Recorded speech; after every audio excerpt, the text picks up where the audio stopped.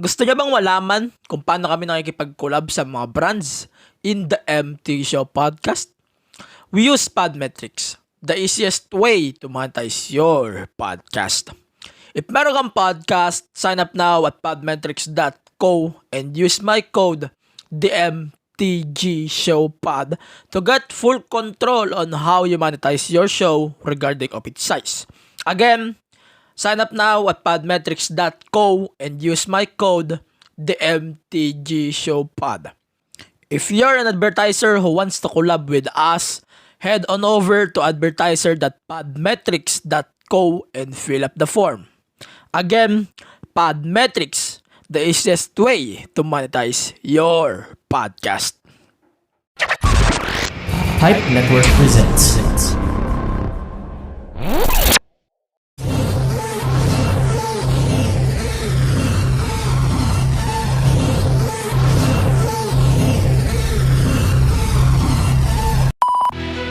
Welcome to your unfiltered Tagalog Wrestling Podcast.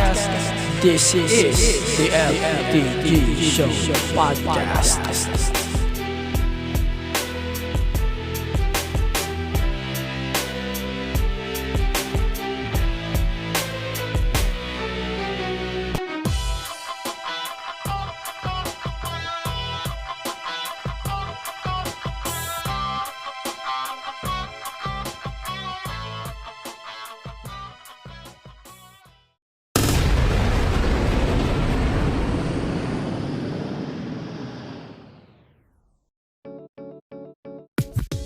Catch the Pizarro Tales weekly as we tackle issues about education and share experiences about teaching. Hosted by Jay Australia, available on your favorite podcast platforms. If you want to learn something new or useless about the world around you, why don't you try listening to the Banyu Podcast Reflushed on Spotify, Anchor, or any podcast app that you use? Welcome to your Apple Podcast number 3 wrestling podcast in the Philippines. And your reigning defending number 3 wrestling podcast here in the Philippines. Just kidding. And your unfiltered Tagalog wrestling podcast. And this is the MTG Show Podcast, the wrestling podcast. So, for this week's episode number 59, medyo coincidence. Kasi, we have a lot of things to talk, anak. And, syempre, pag sinabi nating episode number 59, ito yung isa sa mga pinakamalaking episode dito sa podcast. Hindi lamang dahil nag-celebrate tayo. Syempre, ang first thing I wanna say muna na thank you sa lahat ng nakikinig. Syempre naman, every week on your favorite podcast platforms and on the podcast app, Spotify, Apple Podcast, especially Apple Podcast, sa 10% na listeners, mga listeners ko sa Apple Podcast, I wanna say thank you for all of you guys. And syempre, sa 63+% na nakikinig sa podcast via Spotify and 28% on the podcast app. Ito. So, for this week's podcast, sabi ko nga, we're going to talk about the Fighter Fest. We're going to talk about the NXT this week, Raw, SmackDown, NXT UK, if I can talk na. And then, yung dalawang pay-per-view na parating this Sunday and Monday Manila time. So, that's Impact Wrestling Slammiversary na medyo interesting din. And of course, the first pay-per-view of the WWE Money in the Bank. Gago. Ito, bigyan ko kayo ng preview bago tayo mag-start sa episode natin ngayong linggo. Yung Slammiversary, medyo exciting siya kasi maraming magbabalik dito. Maraming magbabalik na talents or debut kasi marami ni-release noong April and May. Alam niyo naman kung sino-sino sila. I don't need to mention names, but I think kung sino yung mga nakita nyo before the releases, for sure makikita natin ito sa Slammiversary. Kasi they released a lot of talents here in WWE. And I think isang pay-per-view tong Slammiversary sa dapat nyong abangan. Kasi malalaman natin if may lalabas ding talent dito from the opposition. Ano? And also, syempre, panoorin nyo rin yung Slammiversary because of the Ultimate X. Syempre, the Ultimate X is back after 2 years. And also, the championship match between Kenny Omega and Sami Callihan. Sa Money in the Bank naman, in the other hand, syempre yung dalawang Money in the Bank ladder matches, Roman versus Edge na dapat nyo ring abangan. And of course, Bobby Lashley versus Kofi na mamaya i-discuss natin before we end our show this week. So, for this week's episode, let's start with the Fighter Fest. Pero bago pala tayo magpatuloy, I wanna say thank you to Shopee and Lazada. Agad itong gagawin natin. We're going to do this kasi ayaw magsayang ng oras. So, sa mga nag-shop sa Lazada and Shopee, of course, you can use my links on the description or I'm going to mention it here on this episode. So, that's tinyurl.com/ShopeeXMTG show or /LazadaXMTG show. Again, that's tinyurl.com/Shopee or LazadaXMTG show. You can use the links during the payday sale or doon sa parating na 8/8. If hindi kayo aware, malapit na rin ang 8/8. Pero ako di ako na-excite kasi wala man ako pera. Pero sige, let's start. So, dada tayo. So, let's start with the Fighter Fest. Medyo hindi na ako magpapahaba, kasi ayoko magmahaba ngayong linggo. So, let's start with Jon Moxley versus Carl Anderson. What a good match. Ayoko masyadong i-spoil kayo, pero mag-heads up ako. I love this match, guys. Although, nabitin lang ako kasi sobrang ikli lang ng laban na to. Wala pa siyang 20 minutes. Medyo nadidismaya ako kasi sobrang ikli. But, that's good pa din kasi they used the 20-minute properly. And, sobrang satisfied ako sa naging outcome.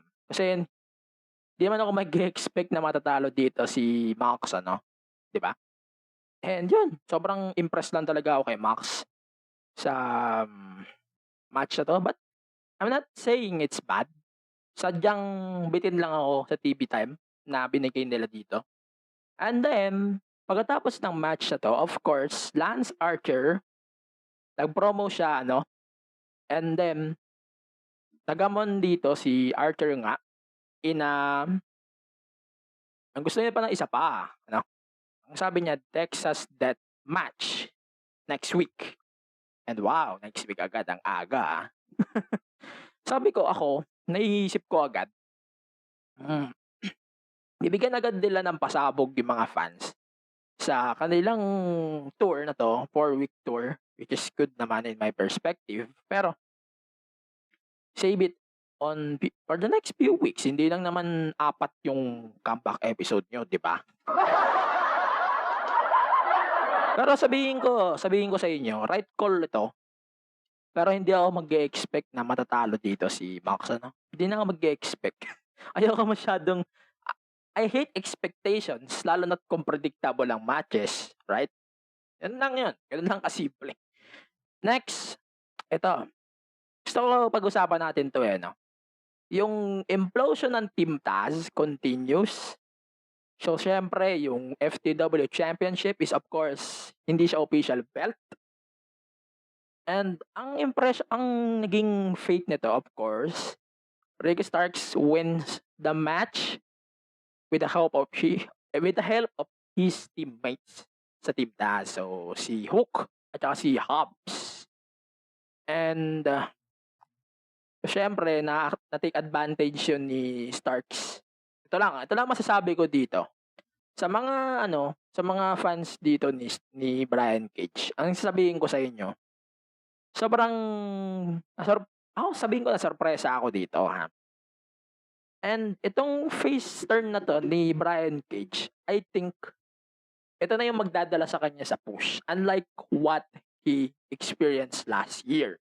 So, kasi last year, naobserbahan ko, medyo naglalaylo pa siya eh. Hindi pa siya yung tipo na dominating champion. Hindi pa yan eh. Ngayon pa lang natin makikita yung angas ni Brian Cage. Kasi mas maangas siya pag hit face, I think. Mas maangas yung character niya dito. And ako as well, si Cass kasi naobserbahan ko. Natutuwa rin ako sa kanya kasi pinupush din niya yung talents, yung kanyang kasama. Hindi lang si Cage, ano. And at least, si Brian Cage, alam na natin na makapag-solo siya. He can do solo though. Parang sinasabi ko dito, hindi kawalan ng Team Taz, pero just kidding. Ito, seryoso. The match is good, medyo nabablanko lang talaga ako. Pero, I can say na this face turn is okay. Ito, sunod. Siyempre, lumabas na naman si Cody, wala naman bago, And then, siyempre, nagkaroon nga na shocking debut dito si Malakai Black. O si Tommy End, si Aleister Black. Putang ina, ang dami talaga pangalan, naiirita na ako. Sige. I love Cody, but this time I want to give credit on Malakai Black, Kasi sobrang angas na ng nila dito eh. Sobrang dominant niya na. Unlike what he experienced on WWE. Parang in-improve na tong gimmick eh. Laki ng improvement nito kumpara sa dati niyang gimmick. And para sa akin, ito, nag-make sense to. Ang sasabihin ko lang talaga dito, itong gamit ngayon ni Malakai Black na gimmick is a big improvement kumpara sa nangyari sa kanya sa run sa WWE. Which is better for me, my opinion. +1 yan. Next, syempre, want to talk about itong Hangman thing. So, pag-usapan natin real quick. So, in-announce dito, syempre nag-promo nga si Adam Page. Lumabas si Kenny Omega, The Elite as well. And then, nag-promo si Matt Jackson. And then, tuloy-tuloy na yan. So, nagkaroon ng isang proposal si Kenny Omega. So, he proposed a 10-man tag team match elimination. And then, ganito. If nanalo dito si Adam Page and the Dark Order, makapag-challenge siya sa world title and then sa tag titles. If matalo naman, syempre, wala siya lang title shot. Yun lang yun. Simple. And then, of course, sobrang alam mo yun, sobrang saya. Ang ganda lang ng vibe nito kasi syempre may crowd. Plus pa dito yung vibes na nakikita natin. Parang attitude era to eh. Itong nakikita nyo ngayon, parang attitude era eh. Hindi lang yung era na nakita nyo sa WWE right now. Hindi eh. Improvement na to. Kung ano yung nakikita nyo dati, hindi na makikita ngayon sa di ba? Ganun lang yun. And eto, sobrang saya ko kasi nagagawa ng AEW yung mga hindi magawa dati. Yun lang. Ganun lang kasimple. I love this promo and then let's move on. Medyo mahaba. So, let's talk about Christian Cage and Matt Hardy. So, 23 years. Wow. Inakaba pala nun. Sige. Ito, bigyan na natin ng simpleng conclusion. Bitin ako dito. Napangitan ako lalo.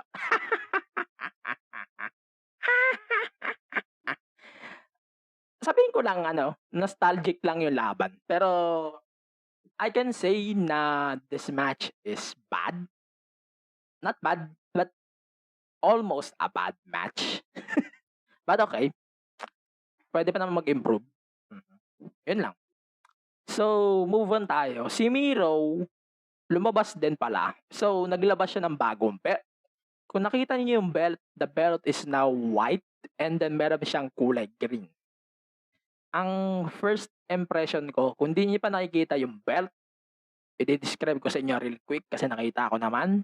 Kulay puti yung straps and then yung gitna is parang tawag mo dito.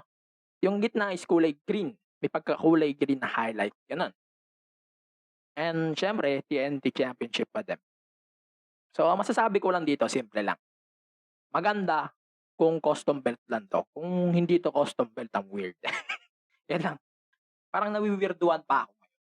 Pero I think soon as possible, mag-iiba siguro yung pagtingin ko sa belt na to. And then, syempre, lumabas din dito si Dr. Britt Baker, DMD, the AEW champion. Ito, clarification na. I'm not sure if si Britt Baker ay isa ng face. I'm not sure. Di ako sure. Pero nagdududa pa rin talaga. Nagdududa talaga ako. Hindi ko pa alam kung ito ay face turn. Hindi ko rin alam kung ito ay turn na. Pero maybe, see, in the future. Next, let's move on. Aha, sige. Ito, wala na eh. Ito na lang. Let's talk about the coffin match. The coffin match is so good. Damn it. Ayoko nang magkwento about this match, but I can say this coffin match is so good. Alright? If I'm going to rate this match, but ito, hindi ko siya official, hindi ko siya gagawing official rating, kasi pay-per-view lang naman ako nagre-rate mostly and special episodes. But, pwede pa rin mag-count to. So, the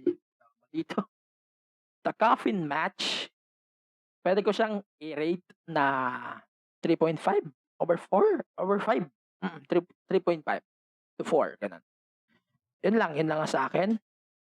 Sobrang satisfying, At least, ito sabihin ko sa inyo, huwag niyong tutulugan si Ethan Page, Si Ethan Page, future yan. Tandaan nyo. Huwag pinuput over, parang binibigyan lang talaga ng push pa si Darby. Pero, sasabihan ko kayo, huwag niyong tutulugan si Ethan Page. Ethan Page is the biggest future, guys. So, yeah, yan lang. Ito, sige, konting talk na lang. Let's move on to NXT. We're going to start with the Mandy Rose thing. Kasi lumabas si Mandy Rose during the Gigi Dolan versus Saray match. Ito, heads up. Sa mga hindi nakapanood ng NXT this week, ako nakapanood ako, alright? So, bibigyan ko kayo ng spoiler. Mandy Rose just made her NXT return on this very episode of NXT. To be honest, nagulat ako na wow, what? Wala na palang yung team nila Dana Brooke and Mandy Rose just like that? Fuck. But guys, just kidding na sobrang ganda ng move na to, I wish hindi mapunta sa kangkungan to si Aliyah and si Dana Brooke, of course. Sana hindi lang mapunta sa kangkungan yung dalawa. Pero ako, sabihin ko sa inyo, nasurpresa ako kay Mandy dito. Yun lang. Sobrang saya lang. I'm not impressed on the match-up, but Mandy Rose, sobrang nagulat ako dun. Pero ito, nagulat ako on this story, but what the fuck is wrong with this shit? Nagpuputol na naman kayo ng storyline. Ito linawin natin. So, may storyline ngayon si Natalya and si Tamina versus Dana Brooke and Mandy Rose. And then, one day later, Ito sabihan ko kayo, Raw this week is pre-tape dahil ng Thunderdome. Kinalas na yung Thunderdome last weekend. Pero wala akong pakialam. Regardless, may storyline sa Raw si Dana Brooke at si Mandy Rose, and then one day later, dinalan nyo sa NXT si Mandy Rose. Ang weird ng ganun pero surprise ako at the same time. Sobrang weird lang talaga na may isang storyline na nag-execute na nangyayari right now. Tapos, dadalhin mo sa NXT yung isa. Kung hindi ka ba naman gagawin. Pero ito, bigyan ko kayo ng conclusion agad. Si Aliyah, na halos ilang taon na yan sa NXT, she deserves that. Nag-turn na siya sa Robert Stone brand. She deserves the spot. And ang balita ngayon is si Aliyah ay pupunta sa Raw. Good for her.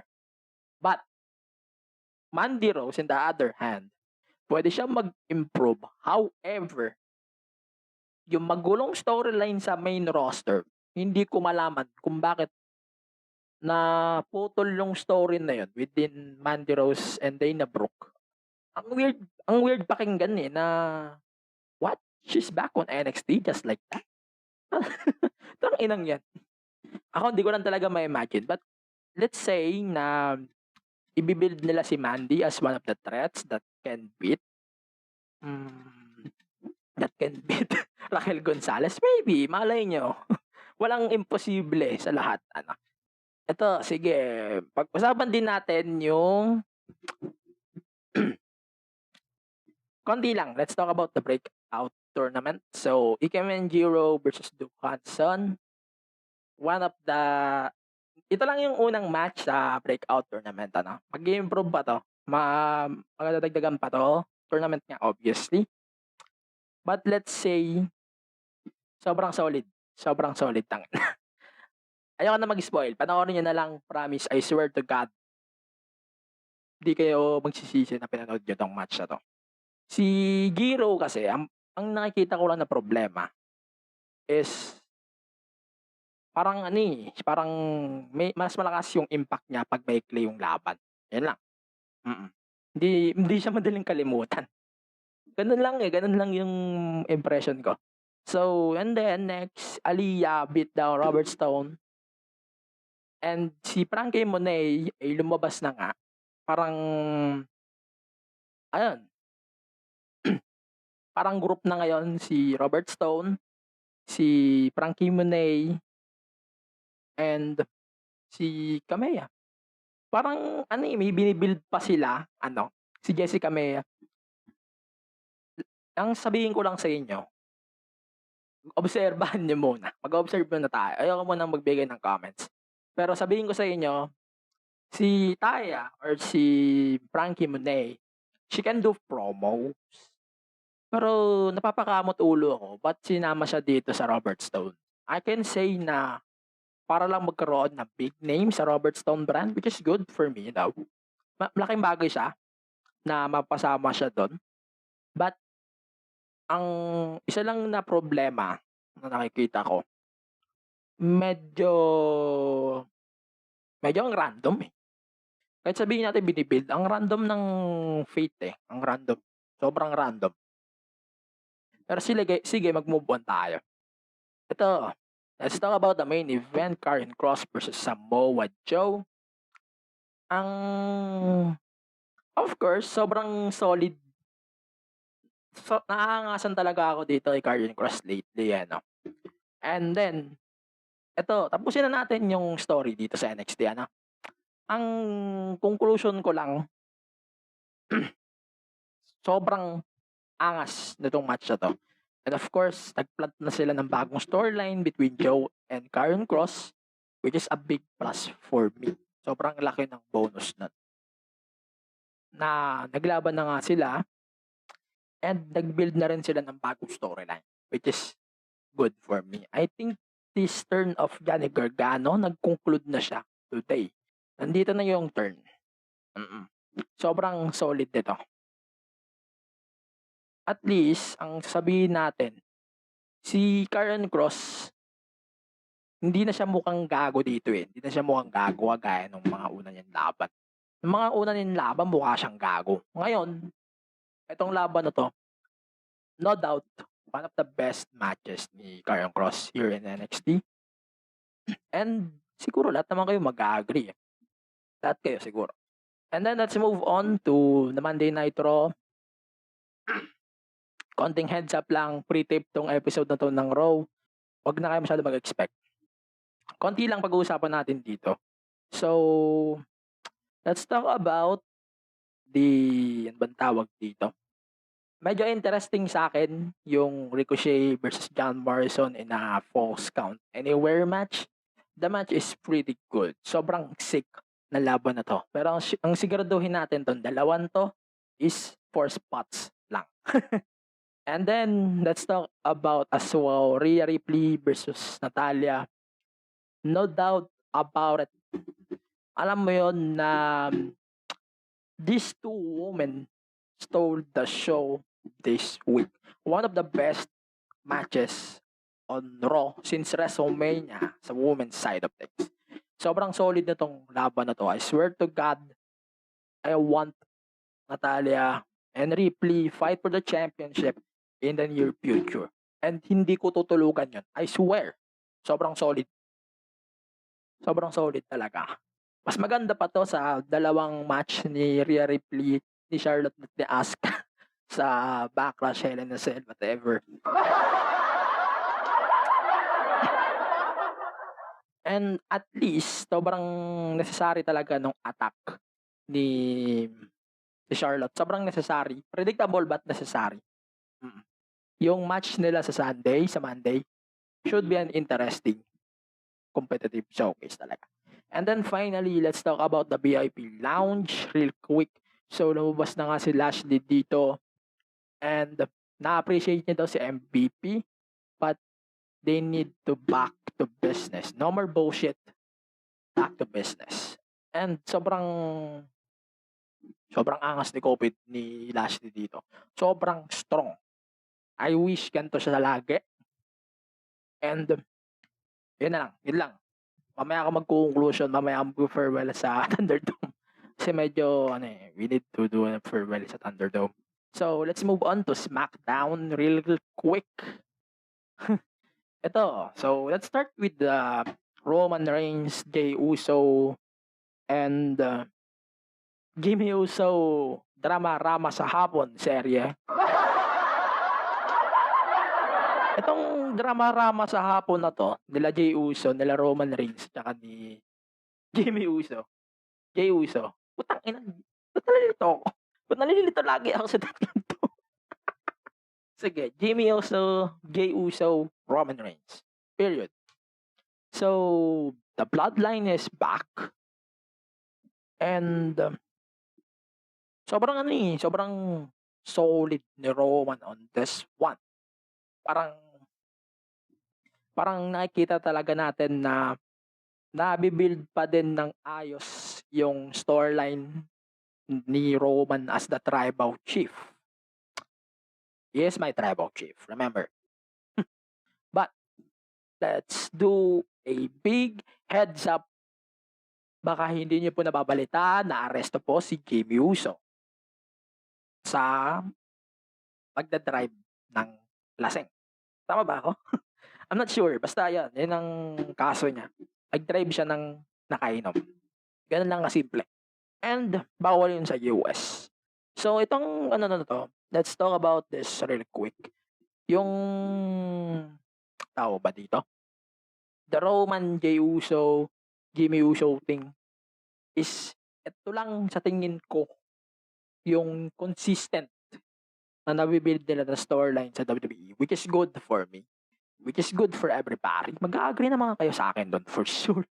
But let's say na paangat yung story nila. And then let's continue with this bullshit. Shinsuke Nakamura, King Nakamura, and Baron Corbin continue their never-ending matchup since what?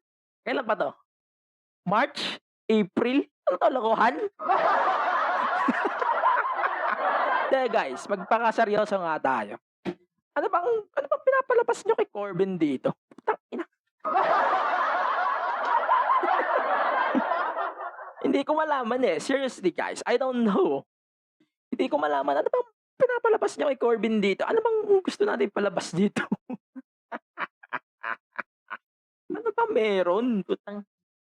Sige. We know na sobrang lap trip ng story ni Corbin ngayon. Ba't ganito? Puta. On the other hand, ito yung best match in my opinion doon sa recent matches nila. Bakit? Huwag nyo na paulit-ulitin to over and over again. Putang ina. Thank God. Putragis. Tapos na tong laban na to. I wish this is the last match. Sawa na ako. I'm done with this bullshit. Yan lang. Sabihin natin ito, sobrang solid ng heel run ni Corbin. Pero putang ina. Please, guys, wag niyo na i-book to. Pakiusap. As a wrestling fan, don't book this fucking match ever again unless iba na yung sequence. But I don't care. I don't give a fuck. I don't give a fuck about this match anymore. Mahinahon akong nakikiusap. Tama na, please. Tama na. Putang ina. So, let's move on to ano ba tawag dito? So, ito, heads up ulit. Nag-debut na dito sa NXT si Shotzi Blackheart, our Filipino hero, and Tegan Nox. Heads up, na-mention sila as Shotzi and Nox. Ang weird din. Comments. Ganito lang kasimple. Sobrang dominant lang nung debut nila.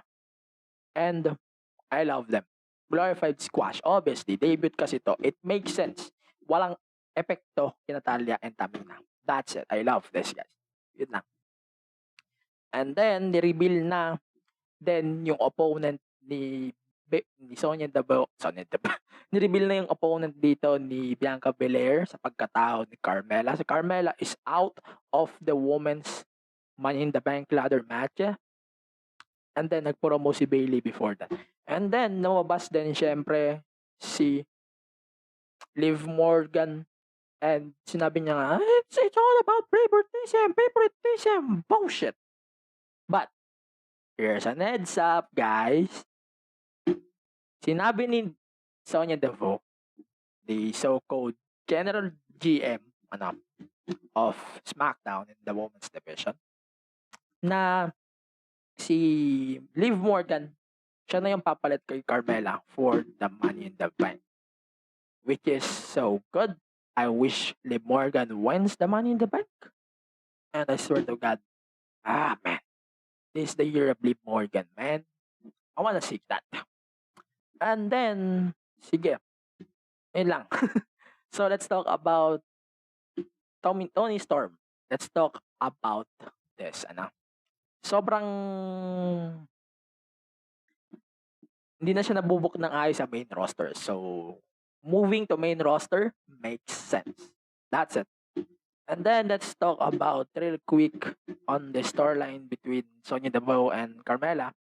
Medyo ewan ko kung naobserbahan nyo na may binibuild sila story dito. Na if matalo dito si Liv Morgan, siguro ang mag-compute dito si Deville at saka si Carmella. Si Deville at saka si Liv Morgan. Or if manalo man si Liv Morgan, baka malamang mag-feud din itong dalawa. Anything is possible. And then, let's move on to Cesaro and Seth Rollins. Eto, kagaya ng sinabi ko sa Shinsuke Nakamura versus Cesaro, Shinsuke Nakamura versus King Corbin, ito yung isa pang match na pwedeng pakitapos na. Putang ina. Ito yung isang feud na dapat matapos na eh. Yung isa pa sa mga feud nila ngayon. Dapat na lang tapusin. Let's say na nag-deliver sila, I swear. But, what happened to Cesaro, man? That's it. Putang ina. Ewan ko eh. Parang Na-cool down na 'to ng tuluyan, eh. Ewan ko, wala na si Cesaro sa picture and ewan ko kung ano bang future niya. Anything is possible pa din and baka isuksok na naman siya sa tag team. No, thank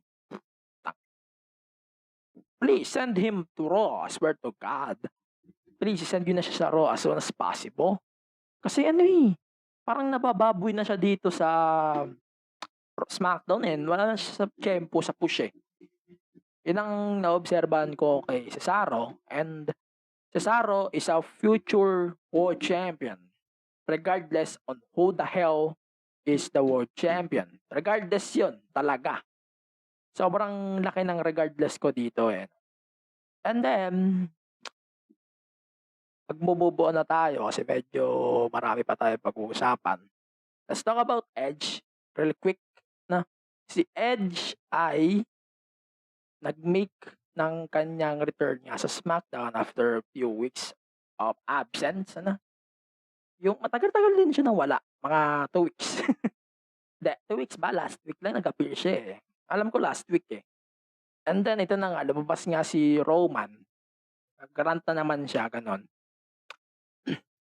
And then, nagkahamon nga si Roman, ay si Edge, ng harapan with Roman Reigns. So, lumabas si Roman Reigns, pumasok siya sa ring, parang tinataboy niya si Jey Uso at si Jimmy.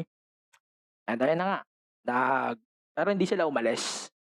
Parang magta-trap, ganon. And then ayun na nga, nag-blows na nga silang dalawa. And then lumabas si Rey Mysterio at si Dominic Mysterio. And ito, ang na-realize ko. Number 1, champion pa rin pala si Jimmy, ay si... champion pa rin pala itong dalawan to, tangina. Champion pa din. Ako kahit ako di ako makapaniwalang champion pa rin pala sila, eh, no? Champion pa din?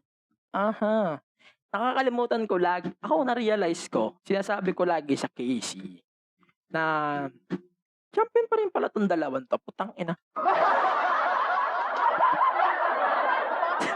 Ngayon ko lang na-realize, seriously, champion pa rin pala to? Like, what? Ano to?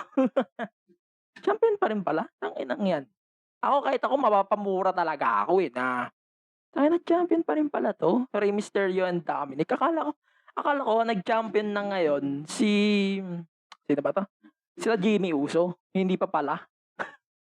And ang weird pala ng teorya ko kung ganon, no? And then, continue na tayo. Sobrang solid. Nag-set up to 6-man tag this Saturday on SmackDown, Friday sa US. First SmackDown with a crowd. I swear to God, I love this shit. Let's continue with Impact Wrestling.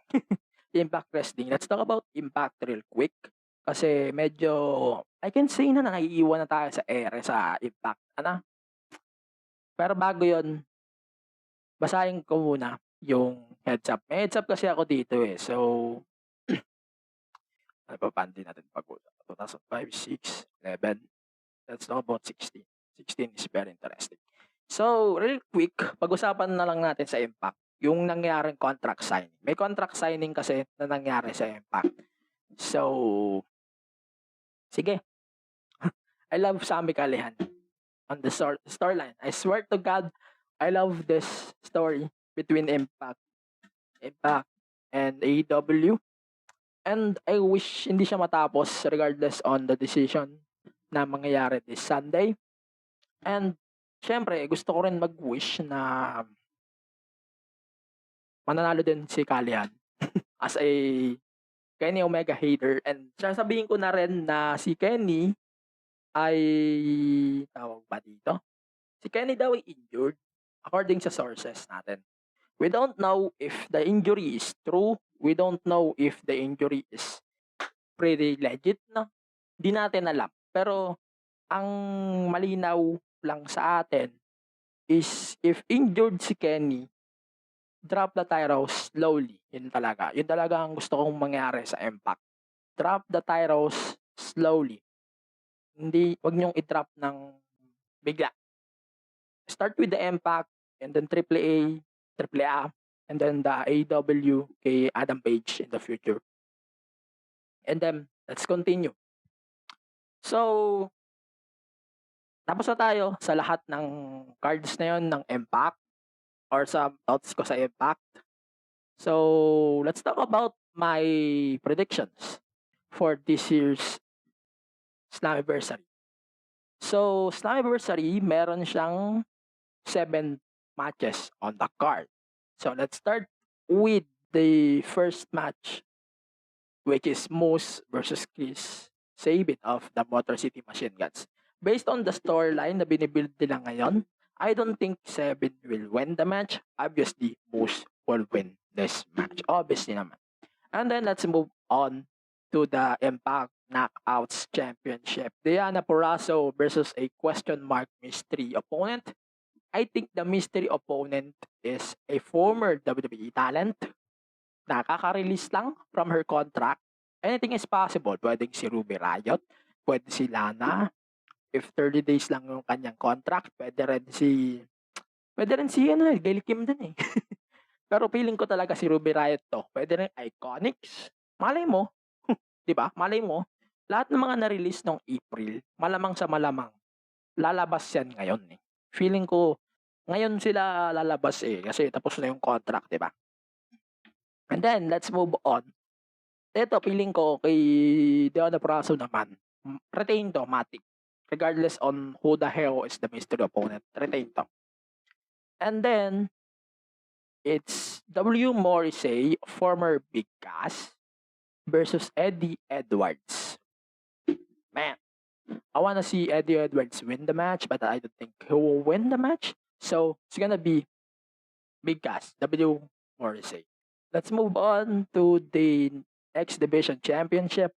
Trey Miguel, Ace Austin, Josh Alexander, Chris Bay, Rohit Raju, Petty Williams. I think it's either Josh Alexander retaining the title, or I think si Chris, pwede rin si Trey Miguel eh. Trey Miguel, Josh Alexander, or si Chris Bay. Either of those 3 will win this match. And then, syempre, meron pa palang fatal 4-way match for the Impact World Tag Team titles. So, it's Violent by Design, and then Rich Swann and Willie Mack, TJP, and Palaba, and the Good Brothers. I don't think the Good Brothers will win. Obviously, same as the TJP and Falaba. I think it's either retain or sila Willie Mack yung mananalo dito eh. Yun ang nakikita ko. And then, the Impact Knockouts Tag Team titles, Havoc and Rosemary versus Fire and Playba. No doubt, Fire and Playba. And then the main event, Sami Callihan versus Kenny Omega. No disqualification for the Impact World Championship. I think Kenny will win. Regardless on the outcome, regardless on who the hell will appear on this match, I think the match should go through Kenny Omega. No doubt. Wala naman kahit sino naman eh. Kahit sino yung lumabas dito, I don't think Sami will win this match. Pero ang binibuild ata nila dito is si Moose talaga makatalo kay Kenny. And then, let's move on to Money in the Bank. And then yung Money Fridays natin. Our this week's Money Fridays nga pala is ang 2011 and 2016. Medyo mabilis na lang yun. Kasi napag-usapan na natin for the past few days. So, sige, let's talk about Money in the Bank 2021 matches. So, let's start with the men's Money in the Bank. Ricochet, John Morrison, Riddle, Drew McIntyre, Big E, Kevin Owens, Nakamura, Rollins. Ricochet, no. Morrison, no. Riddle, no. Kevin Owens, no. Nakamura, no. Rollins, no. I think it's either Drew McIntyre versus or Big E will win the Money in the Bank. But obviously, due to the crowd reactions, I think Drew will win the Money in the Bank match. No doubt. And then let's talk about the women's side of things. So that's Asuka, Naomi, Alexa Bliss, Nikki Ash, former Nikki Cross, and then Liv Morgan, Selena Vega, Natalia, and TBD. Natalia was added during Monday night. Linawin ko ha. Heads up. Monday night na add si Natalia on the Money in the Bank ladder match. So, yung TBD ko, I think it's Sasha Banks. Sasha Banks talaga nakikita ko dito. So, let's check about the logic. Asuka, no. Naomi, no. Lexi, obviously, no. Nikki Ash, no. Selena Vega, I don't think so. Natalia, obviously, no. Liv Morgan or TBD. Regardless on who the hell is TBD, isa sa dalawang mananalo. Obviously, I'm going to predict Liv Morgan to win this thing. But may kutob talaga ako si TBD yung mananalo dito. And then, let's move on to Bobby Lashley versus Kofi Kingston for the championship, WWE Championship. No doubt, Bobby Lashley. Yun. And then, let's talk about Rhea Ripley versus Charlotte Flair for the Raw Women's Championship.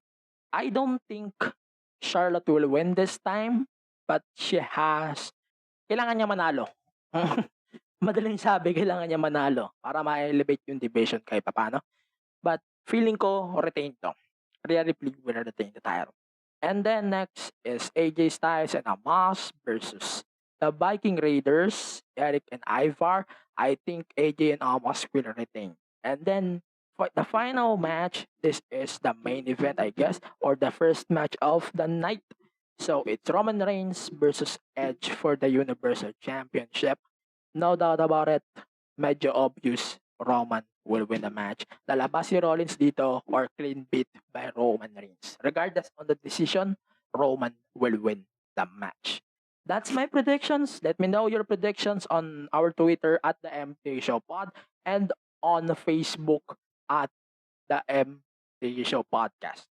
And then let's move on to our Money Fridays real quick. Medyo paikliin na lang natin kasi we have 44 minutes on the clock. And I want to make this thing short. So let's talk about the Money in the Bank 2011. Medyo maraming participants to. So basically, napanood ko na to dati. Ang nanalo dito si Alberto Del Rio tsaka si Daniel Bryan, DB. Ang nagulat kasi ako dito, to be honest, nagulat ako sa decision nung kay Del Rio. Kasi he won the Rumble na eh. And mauulit pa to kay Drew. And hindi na ako magugulat if maulit to kay Drew. But wala eh. Mauulit. Guarantee ko sa inyo guys, mauulit to kay Drew. But yung kay Bryan, sobrang sobrang ganda ng call. And I think ito yung isa sa mga isa sa mga biggest moments ni DB sa WWE. No doubt about it. No doubt about it. Ito yung isa sa mga pinakamalaking moments ni DB on his career. Same as Alberto Del Rio. But kay Alberto Del Rio, pipiliin ko syempre yung Rumble win. 40-man Rumble. No doubt. Tangina. Laki ng opportunity na yun. And then the 2016, real quick, let's talk about Jon Moxley or Dean Ambrose. This match is medyo obvious sa akin. Regardless on the participants, medyo obvious sa akin na si Ambrose yung mananalo. But the build-up is pretty good. Regardless on the story between Roman Reigns and Seth, kasi sumasama rin si Ambrose doon sa story. Yun ang dahilan kaya naging obvious na si Ambrose yung mananalo. So, the match-wise, i-rate ko na lang siya. So, Bryan Del Rio matches, I think the Bryan is 3, the Del Rio is 3, and then the Ambrose is 2.5. Yun lang yung rating ko. Pinanood ko yung match, baka sabihin nyo nanghuhula lang ako. hindi ako nanghuhula dito. Never ako nanghula sa kahit anong predictions ko. Pinapanood ko yan pag nag-analyze ako bago magsabi dito, bago ako mag-rant o bago ako mag-talk dito. So, yeah. Yun lang sa akin. Thank you for listening on this week's episode of the podcast. And thank you din syempre sa mga nakikinig sa Apple Podcast kasi tayo ay nasa rankings pa din ng Apple Podcast Philippines. Number 3, Wrestling Podcast. Then tayo nauna and then currently on the day that we record this episode, I think as number 8, 10 na ata tayo. I don't know, maybe. I don't care. Basta, I think number 3 tayo. Number 3 tayo on the rankings. I wanna say thank you sa lahat na nakikinig sa Apple Podcast. I love you guys. I wish na makikita ko kayo. But no, sadly, I don't. So, yeah. That's it. That's it for this week's episode. Follow the podcast on your favorite social media platforms: Facebook, Twitter, Instagram, Twitch, and TikTok at the MTG Show Pod. Of course, listen to the podcast every week, every Fridays on your favorite podcast platform: Spotify, Apple Podcast, Google Podcast, sa Anchor, sa Deezer, sa ating The MTG Show Podcast app on the Google Play Store. And of course, visit pipenetwork.co for more Pipe Network shows. Follow the Pipe Network community on Facebook, Twitter, Instagram, and TikTok at Pipe Network. Also, syempre, support Pipe Marketplace. Visit pipenetwork.co/marketplace for more details, and please use my code TMTGSP if you're going to use the Pipe Marketplace on your transactions. And then of course, Podmetrics, the easiest way to monetize your podcast. So sign up now at podmetrics.co and use my code the MTG Show Pod. That's it for this week's episode. Stay safe, stay reso. See you on the next episode. Have a pipe day. Registered to vote. We're out. Thank you.